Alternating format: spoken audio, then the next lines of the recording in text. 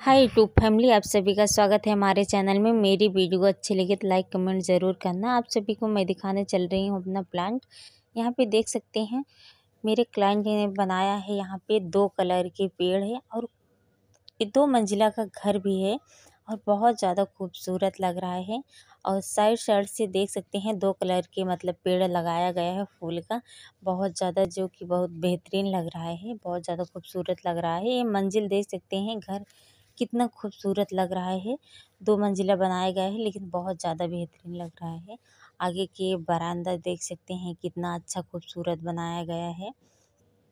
Side से भी देख सकते हैं बहुत ज़्यादा प्यारा बनाया गया है।